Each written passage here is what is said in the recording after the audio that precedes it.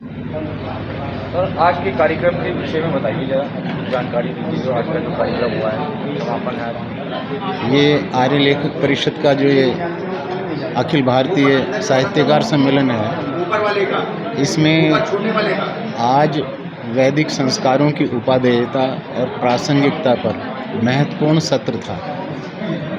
मनुष्य के लिए संस्कारों का बहुत महत्व है। आज की जो शिक्षा है वो बच्चों को न तो सच बोलने का संस्कार दे रही है, न परिश्रम करने का संस्कार दे रही है, न माता पिता का आदर करने का संस्कार दे रही है, न ईश्वर के प्रति ही श्रद्धा रखने का संस्कार दे रही है। तो संस्कार विहीन जो ये शिक्षा है, इसको मनुष्य प्राप्त करके भी उसमें मानवता के तो गुण आ नहीं पाते।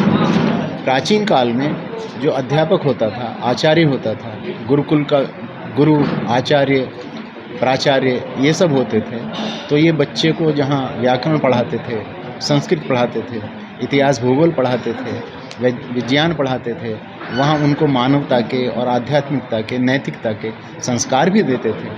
उनमें से सब लोग विद्वान नहीं हो पाते थे, सब व्यापारी भी नहीं हो पाते थे, लेकिन अच्छे मनुष्य सब होते थे। आज की शिक्षा में इस संस्कार की कमी है, तो आज का जो पढ़ा हुआ मनुष्य है वो पूर्ण मानव नहीं है, चौथाई मानव बन के रह गया है।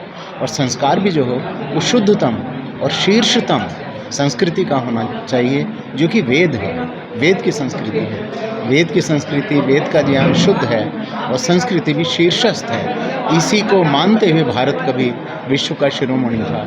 आज जो हम स्वप्न देखते हैं, चर्चा भी करते हैं बहुत सारे लोग कि भारत फिर से शिरोमणि बनेगा, मगर कैसे बनेगा? केवल गेहूं के आधार पे या एटम बम के आधार पे नहीं बनेगा, संस्कारों के आधार पे बनेगा। संस्कारों के आधार पे जो चीज़ होती है वो स्थायी होती है।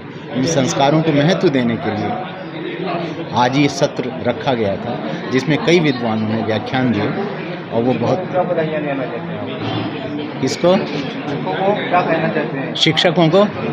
शिक्षकों को हम ये कहना चाहते हैं कि उनका काम अपना विषय पढ़ाना तो है ही, उतना ही बड़ा काम, बल्कि उससे भी अधिक महत्वपूर्ण काम यह है कि वो बच्चों को मानव बनने का, अच्छा मानव बनने का, आस्तिक बनने का और सत्यवादी और ईमानदार बनने का संस्कार दें, ताकि किसी भी परिस्थिति में वो उस संस्कार के विरुद्ध ना जाएं और व्यक्तिगत उत्थान भी कर सकें और समाज में भी अच्छा परिवेश उत्पन्न करें। Thank you. Devi college Lucknow में 15-16 2 दिन आर्य लेखक परिषद का समारोह संपन्न हुआ।